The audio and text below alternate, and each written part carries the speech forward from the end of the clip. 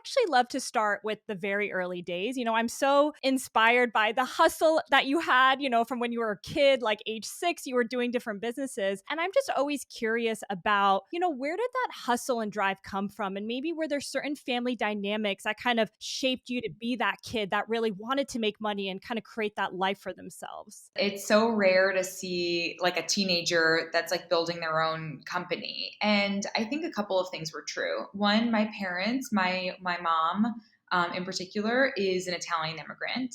And when I was growing up, even until I was like 8 years old, my grandmother worked in a sweatshop in New York, in Queens.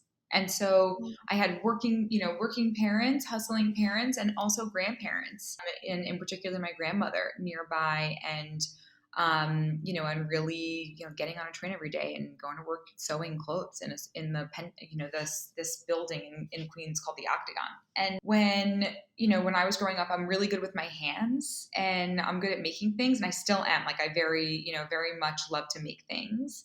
And I realized that that was a skill that I could, build something around. And so when people were doing things like babysitting and that kind of thing, and I kind of looked at my life, I realized that I was going to need to do something different than my sort of other teenage peers, and I needed to decouple dollars from hours. I'm like, I can't work a regular hourly job. That's never going to get me as much money as I need to do things Mm. like go to college and live my life. And so I knew I had to start early. I could see hard work around me. My mother would go, she had like a little store in a salon in Queens, and then she would on the weekends sell things at the flea market, and she was always doing these sort of stringing together these kinds of things and working really hard for us.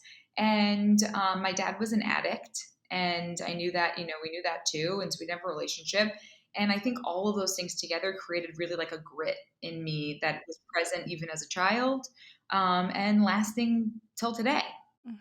Gosh, I have goosebumps because just to see like the strong women in your life, right? Like your mother, your grandmother, seeing them work hard. I'm just so interested how so early in your life at a young age, you knew you wanted to make more money than the hours that you had in Yeah. your life. That's actually a really good skill set, even like as an entrepreneur now, because like there's never enough hours in the day and you're always trying to be efficient with your time. So that is just so fascinating that you had that awareness hmm so early on in your life. Fascinating. Yeah, I remember filling out these little time cards. I had a little job at the concession stand at our local pool, and it had time cards. And I remember just doing the math, and it was like this many hours and this many dollars, and then you would do the math and you'd hand it in, and I'm like, there's not enough hours to make enough dollars, basically. There's no way, not at this price, like not at this cost per hour, basically. And Mhm. so I had this like very real sort of physical example of understanding that like this is just not going to add up to very much no matter how many hours I can come. Yes, yes. And I love how that specific memory was like so impactful. Like sometimes you don't realize how those things can make such a difference, but and how old were you at the time? So I was 12 when I had 12. that Yeah. job, and I had it for almost 3 summers. Oh, And wow. Okay. yeah, and so I had until I was 15 when I started my jewelry business. Well, that's my kind of next question. And what I love is that, you're very business oriented, but you're also heavy, like very much a creative person, right? You can see it in your businesses now. You obviously saw it as a kid. What was the inspiration for that jewelry business for you to be like, oh shit, like this is something I actually want to do and like I'm onto something? It's so funny because there's like I feel like the sort of oldest story in my that I have in my family of like my entrepreneurial spirit was like I was 6 years old or something, and I made my grandmother a necklace, and it was too short and she wanted it a little longer. She asked me to add 2 inches, and I charged her for the beads and the Right. and for the space basically. And I was like 6 or 7. And so I always had sort of like a business sense, right? I think Mm. that sort of lends itself to seeing that I had a business sense from early.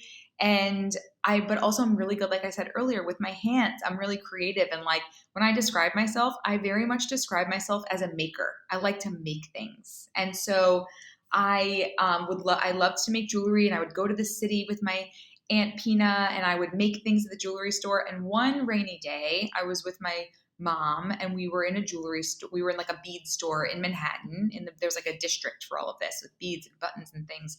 And it was pouring rain, and so we stayed in there for a little while, and I made something, and then I wore it out. And a woman stopped me on the street and she said, "Where did you get that beautiful necklace?" And I said, "Oh, actually, I'm a designer." And I knew what I spent on the beads and I just charged her twice, basically, for the beads. Love it. And that's profit. And, Yeah. though I didn't factor in time because Yeah, I sure. yeah. Yeah.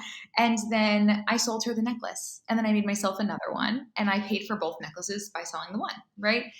And then I started to learn more about things like retail math. I found a little store in New Jersey that would sell my products. And I was like, okay, if I charge them 2 times for wholesale, then they charge their user 2 times for retail. And that's easy retail math. And so I actually think a jewelry business or like a product business like that, where you can make something yourself, a really good understanding of how sort of business math works. And Yeah. so I really learned that while I was building my jewelry business. And it's sort of easy enough math that you can do as a teenager, but there's actually a lot of complexity to building that kind of business and selling and learning rejection from early. And I think that probably helped me later on when I was dating.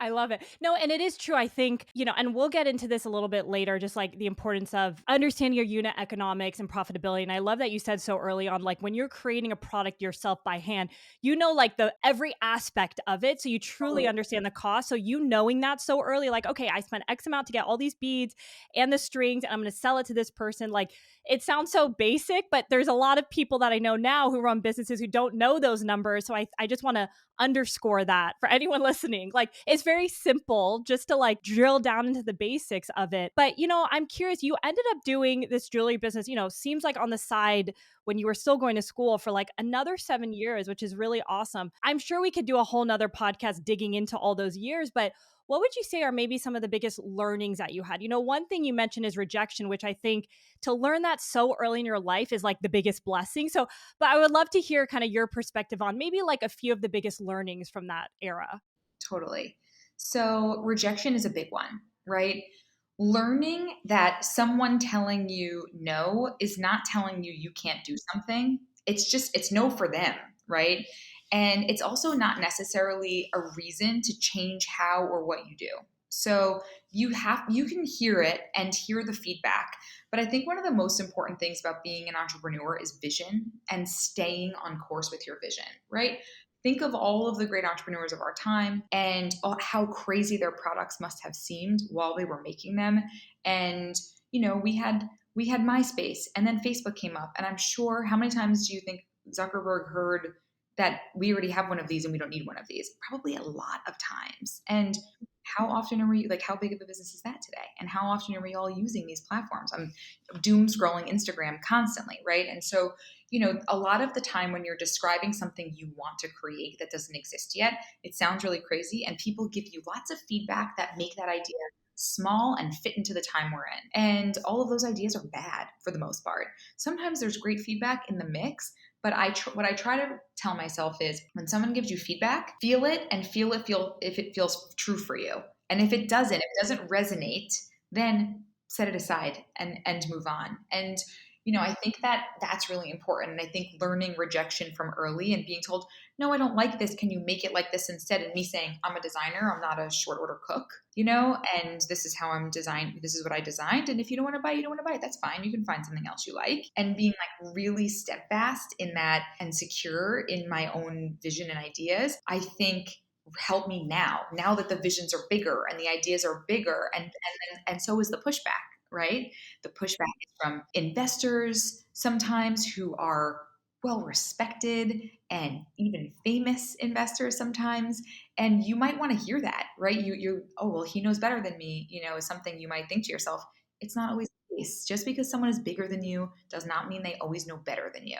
And so you just have to see if information and feedback resonates with you before you go ahead and apply it to your business. So that's, I think, big early learning. Yeah, that's a huge one. And I love what you mentioned, like with smart investors saying something, because sometimes I think people can put other people on a pedestal, but they don't know the inner workings of your business. Like you're the one that gave birth to it and truly understand every little thing. That I love that you said, if it doesn't feel right, like don't think too much about it. And before I started my business, I didn't understand what that meant. But once you've kind of launched something and put it out in the world, like, you know, in your core and your gut, like what feels right. And you know your customers the best. So I love that you said that, because I do think a lot of people can get down, especially in the very early days where you're still proving product market fit. You're proving yourself. You're like, is this idea going to work? It's so tough to hear rejection. But how do you think you built that confidence like so early in your life where you're like, you know what? If this necklace isn't for you, like I'm the designer. Like, is that something you were born with, or did you have the confidence from selling, seeing positive reinforcement, that one or two people that might have been in the mix, you're like, you know what? This is who I am and this is what I like. It's so funny. I don't know if like the chicken, like sort of chicken or egg. Sure. Um, if it's that I had positive feedback first, I don't think so. I think it's that I'd like to think that in reality, I just have a really strong sense of Mm. style and aesthetic that's for myself. Mm. And Okay. there's all the time where, where sort of I was like a kind of weirder dressed kid, because I have my own sense of personal style. And it's not always, cookie cutter. And I think that gave me the confidence to say this is, maybe everything is not for everyone. And Mhm. some things are just for me. And I might make something even still now for myself that's like highly not commercial, right? But it's for me. And so I think in general, in the sort of the vast world we're in, if you have a product, there's probably an audience for it. And then Mhm. it's about finding it and like effective marketing dollars to sort of getting there. And I think I saw it on like a very small scale as a kid, that Mm. I have a product and I like it. And so there's likely an audience for it somewhere. Totally. And that I was just listening to this podcast right before jumping on with you, with the founder of Airbnb. He was on the Steven podcast. It was actually very good. I highly recommend everyone listen, especially if you're in entrepreneurship, whatever stage you're at. Very, very impressed. And he was saying, and you might know his story, just sharing in case anybody doesn't. He didn't think that Airbnb, he started with like two co-founders or something, or maybe it was two of them. Can't remember specifics, but it was just going to be something they started just to make money for that quote unquote big idea. And everybody was like, there's no way this is going to be big at all. But then they kind of just started with small steps of like, we got a few people booked in our room because we needed to make money, and slowly grew from there. And he's like, if I listen to all those investors who were like, this is just not going to work, he's like, our revenue is like bigger than, like, he was saying, like the GDP of Croatia, something ridiculous. So it's just, you never know. And I love that you said, solve your own problem, like start with baby steps, because if you have this problem or understand something, like the customers are out there, and the next complexity is like, how do you slowly hit them all? But it's like one step in front of the other, which is, kind of how your jewelry business expanded over 7 years. You ended up getting into Bloomingdale's and everything, which is awesome. You have to start with one idea and one customer, and I think there's a lot, especially as women, right? Your audience is mainly women, right? One of the things we do differently from men, and I see it across my investing business, and I see it in entrepreneurs I know, is that we wait to be perfectly prepared for things all the time, right? We need to get a specific degree, and we practice and we try and we want it to be perfect. We want the right logo and we want the right packaging and all of these things. We want to be exactly right. And actually, it's not the answer in entrepreneurship. It's we need to get started, we need to get out, we need to get feedback, right? When I look at the things, when I think of the things, I can see that necklace in my mind's eye that I made, that woman bought. I can see it. When I think of the things that I made then, there's like make me cringe. I can't believe these are, Sure. you know, so many things with charms, And I think it's like you're never going to be super proud of like your first ever podcast or your first ever product, when you look back after you've been in market and professionalizing and being sharpened, by customers in the market as well. Because as you get feedback from customers, that's real feedback, right? And adapt, then you're gonna get to a sharper, stronger idea, a better business overall. And as you're doing those things, you're learning from that experience, and you're sort of morphing and changing and pivoting along the way. But you have to get out to get started, right? If you feel that your product is perfect when you put it in the market, it's probably too late. You probably should have put it out 6 months ago. Gosh, I am so passionate about this because you're right. There's so many people that I meet. And listen, this is something I battled early on, but starting a business, you quickly realize like certain things, it doesn't matter. You need to just get it out there. Like you said, feedback. I was actually just telling one of our teammates who works with us that on our packaging, we spelled the email wrong. And I looked at that thing like, in details. And it's not a big deal. But at the time when you launch, you're like, oh shit, we just did like 10,000 units and the email's wrong. And how are people going to get. But it didn't impact the business. We got it out there. We learned, we pivoted. So I think those details, like you were saying, the logo, the specific brand, the colors, like people spend so much time on that. And that doesn't equal business success. Like just get it out there and learn. And like you said, like another woman on my podcast mentioned, if you're not embarrassed by the thing that you put out, you waited too long. Very similar to like what you said. So I just want to underscore that, because if you're listening right now and you want everything to be perfect, that is just not the right step when it comes to business. And you'll quickly learn once you're out there, like it's not going to move the needle at the end of the day. So I Totally. love that. So I'm curious, you ended up going to FIT, which I love because you still kind of followed your passions in creativity and fashion. And you actually ended up working at a family office. And you mentioned in another interview, like you had no idea what that even was. So tell me more about that, because it's so fascinating that you working there, I think really like changes trajectory of your life and like even what you're up to today. So tell us more about that time period in your life. Yeah, it's so interesting because I can remember the conversation when one of my best friends, Marissa Renee Lee, who's amazing, and she went to Harvard, and she was my then boyfriend, now ex-husband's cousin. Okay.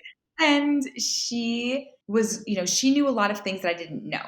She was a trader at Brown Brothers, trading commodities when I got out of college. And she knew a lot about finance and different types of finance that I had no idea about, right? I thought you could be a stockbroker and that was a trader and that's the kind of investing that you could do. And I basically didn't see there was a sort of whole market beyond that to understand, and were, other sort of sources of capital if you had an idea. I just didn't really know.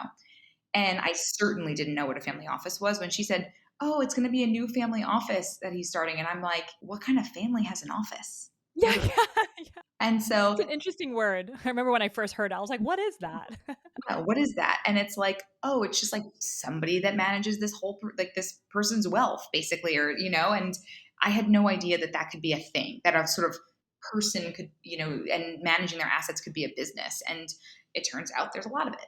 It turns out there's lots and lots.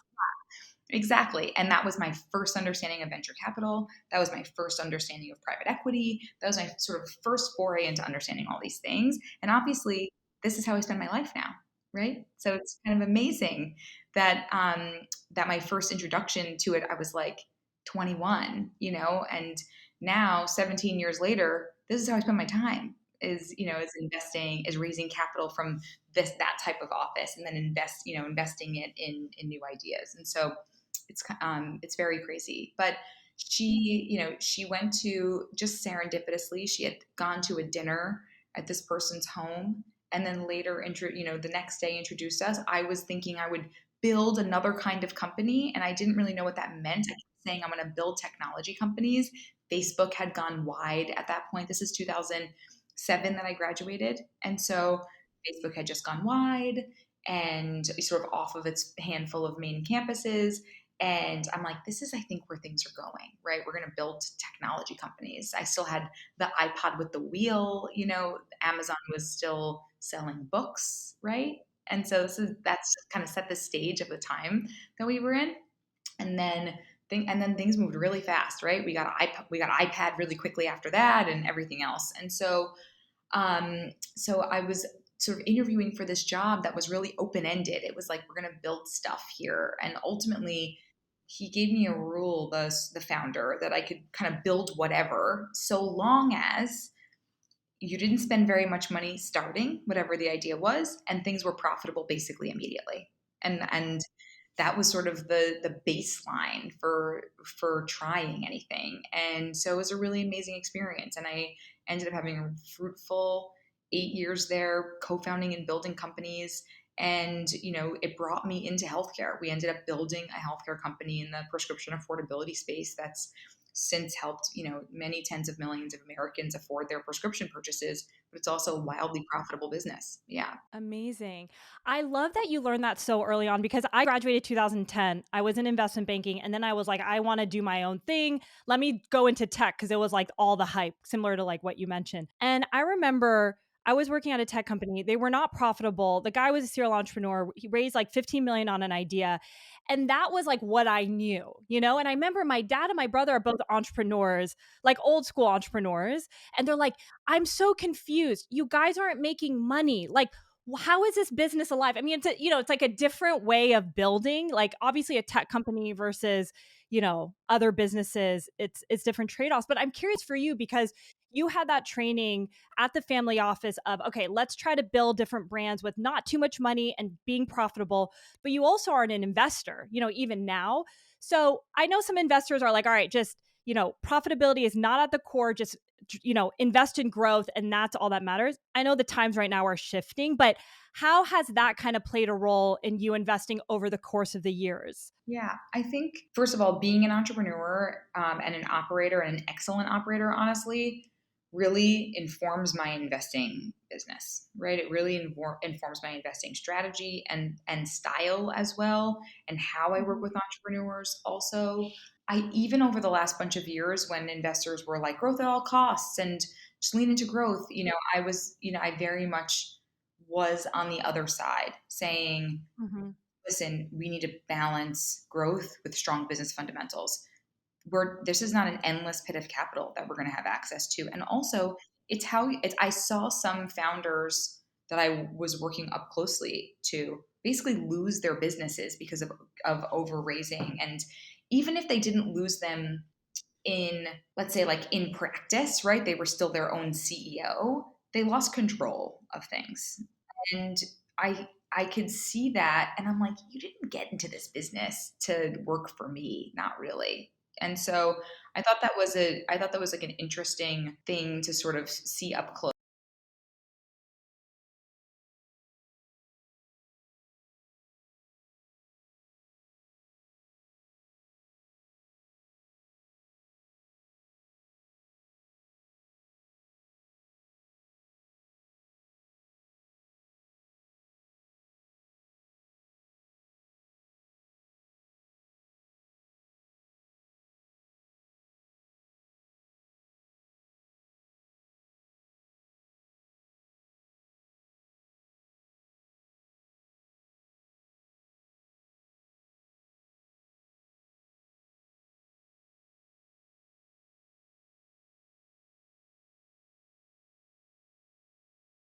Of capital. And also, once you have it, make sure that you're building with strong fundamentals so you keep control of your business for a long time, if that's what you want, right? Mhm, mhm. I love that, and I think it's really important to talk about, and I'm curious, who would you say or not who, like, in what situation do you think someone shouldn't raise capital? I know that's a big question, but I feel like a lot of people are like, "I'm gonna raise money," and I'm like, there's, like, different avenues, and I would love to hear your perspective. If the capital is not going to basically help them become the product that they're trying to be, I like if you already make your product and then what you're trying to do is scale that product, like a physical thing, like a jewelry business, for example, you likely don't need to raise venture capital.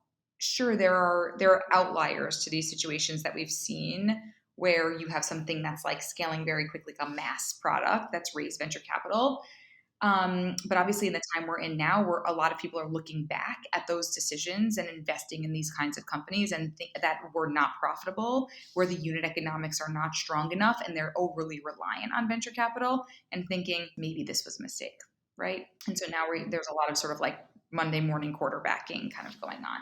But if the capital is going to be a massive differentiator to the future of your business, if you're a technology company and you need you know tens of millions of dollars to build your technology so that you can scale and grow it, you likely need to raise venture capital, right? It's the difference that capital makes, and that sort of needs to be the question entrepreneurs ask themselves: what difference does this capital make? Mhm, mhm. And like you said, like, what business are you in? Like, you clearly need a lot of money in tech to, like, build whatever that is, right? Versus like a jewelry business or a product based business. Totally. If you're opening a pizza shop, even if you want to have 100 of them at some point, you likely need to start with one and then scale and scale and scale, right? If you look at like early Shake Shack and kind of that business, right? Making sure that you can have strong business fundamentals in your first location before you're, going on and on and on to others. I think, is sort of what I mean when I'm like, look at the kind of business that you have and the fundamentals of that business, and then decide if you actually need venture capital and if the dilution is worth it, and if giving up a huge piece of your pie is worth it. And in a lot of cases it is, right? Getting other expertise and things like that into your business with Yeah. you, sometimes it isn't. And I have often said to an entrepreneur that came in to pitch, this is not the kind of money you want. Go Mm. take go get a loan. Yeah, a lot of the, especially if there's like an asset, right, that they can take a loan against, then there's something interesting also about about that different types of money in business, different credit versus equity. Yeah. And exactly. Like even outside of investors, like debt is an option, right? And there's so many different debt options out there. So it's good to talk about because I feel like people don't really think through that. But no, that's super helpful. And I'd love to now kind of pivot to your latest business, Fig One. So tell us more about the inspiration and how you kind of connected with your co founders to bring it to life. So I was actually looking at skincare companies to make an investment. So I saw over 100 companies in about 18 months, and I kept finding a gap in the market. But the other thing I kept finding were people that were really aligned to this idea that I had sort of had down on paper, but as like a white paper, that this is what I see. So often when you're an investor, when you have like a thesis on a market, you'll draft a white paper and, really get that idea out. I shared that with a couple of people who I met. And most importantly, my co founders, Dr. Courtney Rubin, our chief medical officer and co founder of Fig One, and Lizzie Charlestad, our head of chemistry and co founder of Fig One.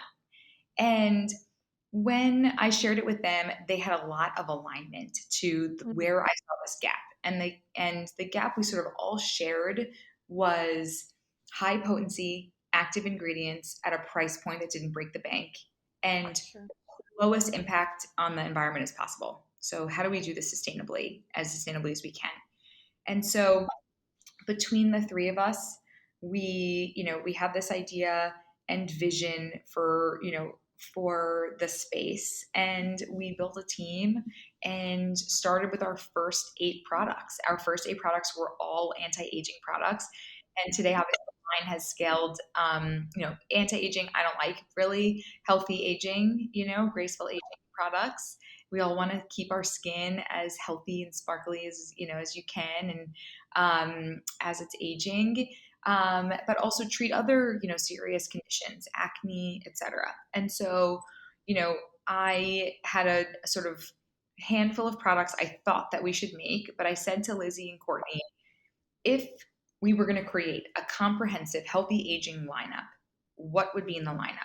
And they came back to me with what ended up being the first 8 products in Fig One. I love that. And there's two things that kind of stand out is just the passion around the industry. Like you said, you were a skincare enthusiast, you had this investment idea, you didn't really find a company, but you connected with other people around kind of your passions and what you envision in this space. And I think sometimes a lot of people think like, okay, skincare, there's so many different companies.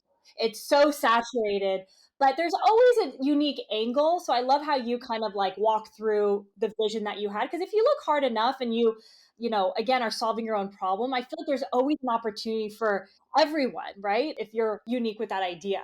Totally. And also it's interesting because I love Fig One and I use the Fig One product, use Fig One products every single day. I'm also honest in my social media in that I use other products all the time Yeah. too. I love skincare. Mhm. And we Love like it. to say as a brand that we play nice in the medicine cabinet because we love other brands, We're all enthusiasts as a team. And so we all have favorites that like you couldn't rip out of my cold dead hands, I'm like, you're never taking this from me.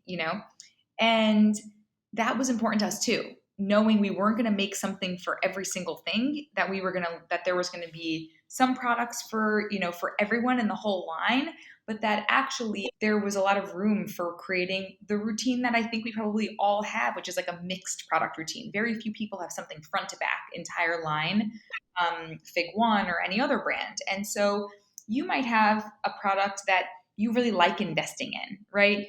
You might use Barbara Sturm's hyaluronic acid, and you might think that's really worth it, but that's $300, right? You probably can't buy every single one of your products being $300, right? The best skincare is skincare you're going to use every single day with regularity. And that means things have to be affordable as well. And so I had this killer routine that I was doing every single day, and I was spending like almost $2,000 a month on skincare, which is insane and like so it's such a crazy thing, to even say out loud.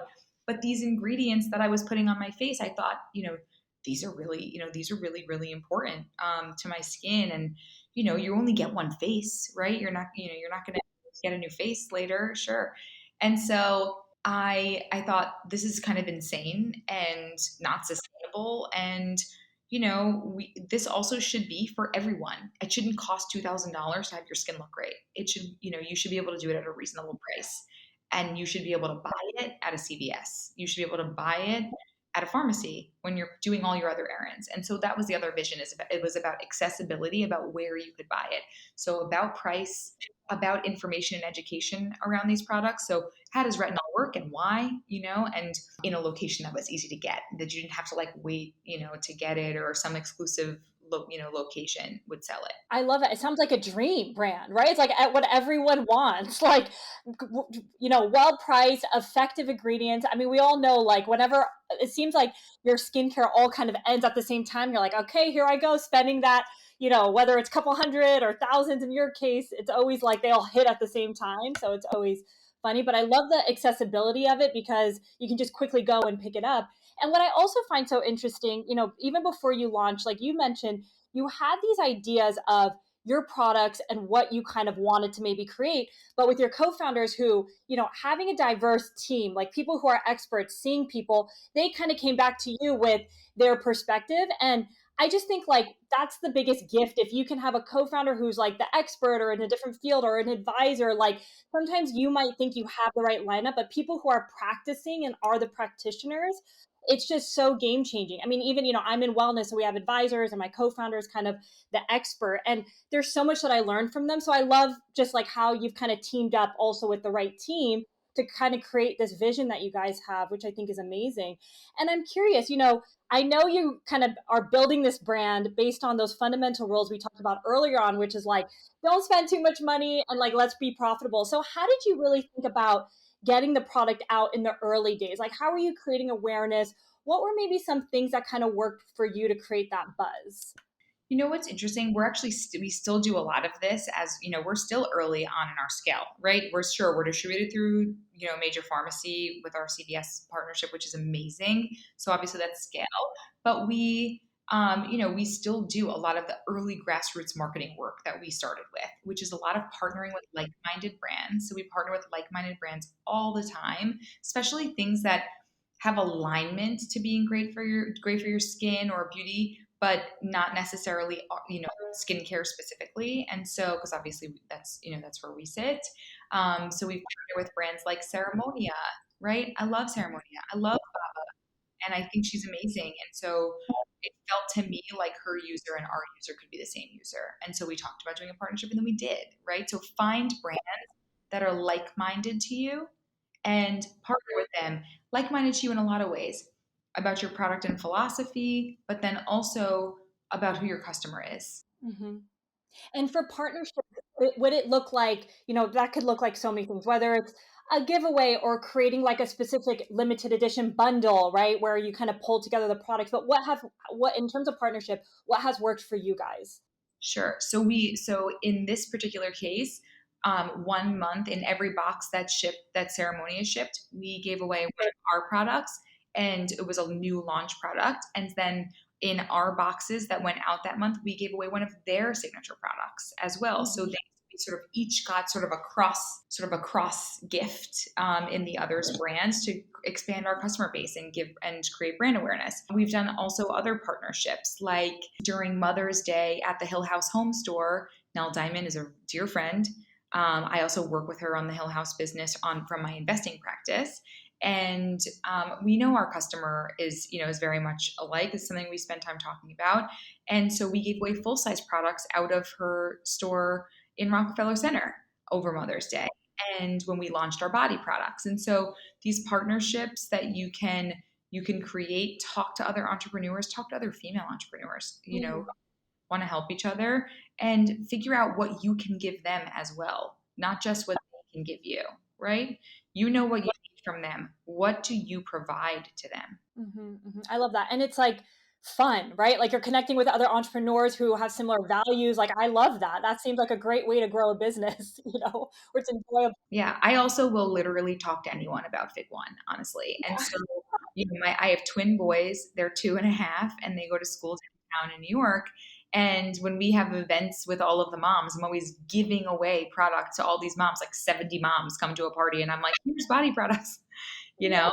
And so you have to be your own like best champion and your own best marketing as well. Gosh, I love that. That really resonates with me. Like whether it's my eyebrow lady or I'm going somewhere, I feel like our first product was all around like seeds, the seed cycling protocol. So I'm like, I'm the seed dealer. I'm literally convincing women like they're telling me their hormone stories. The other day I was getting my nails done for like 2 hours. We were talking about what she was going through. And I'm like, gosh, I really could help. I'm going to drop you off some like seeds, like just give it a shot. So I totally love how you're just saying, you need to be your biggest advocate and like the passion should just be like gooing out of you whenever you're out and like connecting with people, which obviously having that bigger why is like the biggest gift when starting your own business. So, one thing I also would love to pivot on is, you guys decided to raise money. We chatted about like who should raise money. So maybe for Fig One, how did you kind of think through the capital that you guys raised? I'm sure it was very thoughtful, especially as you being an investor as well. Yeah. So this is unique, right? Because I'm a co-founder of Fig One, and because I'm also a co-founder of 8VC, the venture fund, we had a build program inside of our venture fund. We were the early capital into the Fig One business. Oh, amazing. Yeah, and then I had to be thoughtful about what other capital I brought in around that. And so for that capital, I looked for expertise and I looked for partners that could help the business and would be in that kind of marketing role with me as well. And so there's a number of like celebrities and influencers that are investors in the brand, and that's really helpful. No, that's super helpful. I think, you being selective about the money that comes in and like this quote unquote smart money, you being thoughtful about who can support the business. And you knew before going into it that marketing was like the main focus for what you want to support in. So again, just being intentional around what support you need and who you bring in. I love that. So I know we're coming here on time and I want to talk about a few personal things that I love that you mentioned in another interview. Correct me if I'm wrong, but you mentioned in another interview that you said that you were sometimes a little OCD. I'm definitely a little OCD, and I know in business being OCD is just not going to work at all. Like it's actually probably the worst thing that you can be. But tell me more about what you were saying in that interview, because I know like in starting a business it's so tough to control anything, and if the one thing I learned is like you have to just be with like the situation and like ride it like a wave. So what is this OCD and like how do you manage it in your business life? Yeah, so funny. My husband is going to laugh a lot when he listens to this podcast. So I think being an entrepreneur, the most important skill for being an entrepreneur is being comfortable with discomfort, right? And so I can be OCD and want everything to be perfect and look perfect in the box to have no mistakes, right? All these things. And very much sit with the discomfort as it hits the market and I wait for feedback and sort of feel what's going to happen next. But that also means you have to play out your OCD in other ways. And like, I also kind of hate to Yeah. use the phrase because it like is a real, it's like a, real ailment. My need for things to be tied up in a neat bow and done very neatly. And so that plays out in my closet, in my fridge, in Yeah. my organizational habits in my handbag. It plays out in all the places I can control. And I recognize that when I feel out of control and things in the world, like today is a horrible day, right? We're living in a really tough time, you know, with what's just gone on with the Hamas attack in Israel, right? I'm feeling very out of control. And I will, you know, I'll just do something that I know I can control, like take out all the clothes from my closet and put them all back in neat, or do a whole pile of dishes, even if it's not like my pile of dishes to manage, or I'll do something like I'll do my kids bath and get them all dressed in their pajamas and stuff at night, which I do often. Obviously I do it every night, but there's sometimes you're doing it where you're half in, half out, and you've got one thing to do and dinner to make and whatever else going on. And there's sometimes you're just like, you know what, I'm going to focus on this thing and do it perfectly and give you all of my attention and make you feel me here. And whatever that box I'm checking, that I need to check because I can't check a bunch of other boxes that I desperately want to. That's the thing I'm trying to get control of. Oh my God. Make a perfect bolognese. Yeah. Yeah. No, seriously. I feel like we're the same person. If my husband was listening, he would laugh too. Anytime I'm like going around the house and organizing, he knows like work is busy or something's going on. Like there's things I can't control. And I'm like, let me do my thing. I love that I can control moving these things out or cleaning the refrigerator. Like, and it brings me peace because it's one thing I can actually control in my life at this stage. That's a muscle too, right? So like it's why I think we say successful people make their bed in the morning, right? Things like that. Yeah. That's a muscle. Excellence is a muscle and you need to flex it in order to be it, right? And so making sure you get up and you make your bed and maybe you go to the market and get flowers and arrange them next to your bed or whatever. These little things kind of throughout your day that you can like bring control and peace into help you when everything feels out of control as well. And so for me, I found that really works. Yeah, and I love that you said like the biggest skill that an entrepreneur should have is like being comfortable with discomfort. It sounds so simple, but it's so key. And as you hit different milestones in your business, you continue to be stretched. Like there's no once you kind of hit became comfortable with the like first phase of discomfort, then your business changes, something happens, an employee leaves, you're like thrown into something else. And that's the biggest, like you were saying, the biggest skill is if you can just feel okay with like things that are out of your control, things that feel discomfort, and know that that is just part of growing a business and that you're not alone in that feeling. So I even hearing you say that, I'm like, okay, I feel seen.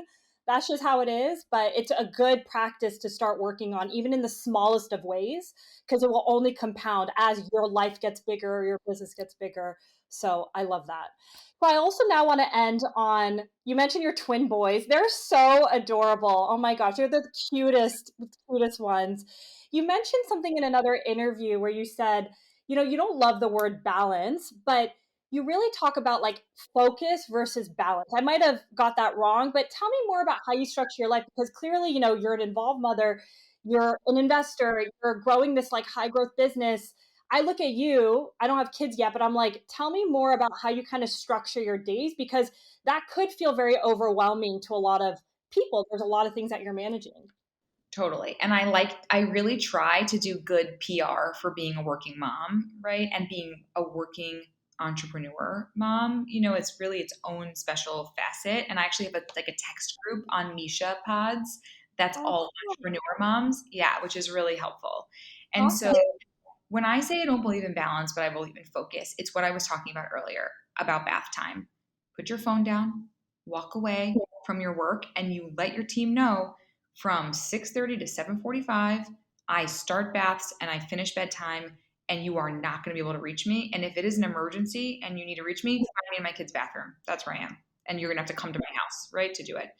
And so everyone knows, by the way, it only has happened once where someone showed up Oh, in 2.5 years. Yeah. So, but it has happened. And so it's something I think is really important to say, like, this time is uninterruptible, kid time, family time, whatever it is. And also it's uninterruptible. Here's the thing. Your work time for your kids is always interruptible. If your kid has an allergy attack at school or whatever's going to happen, you're interruptible. It just is.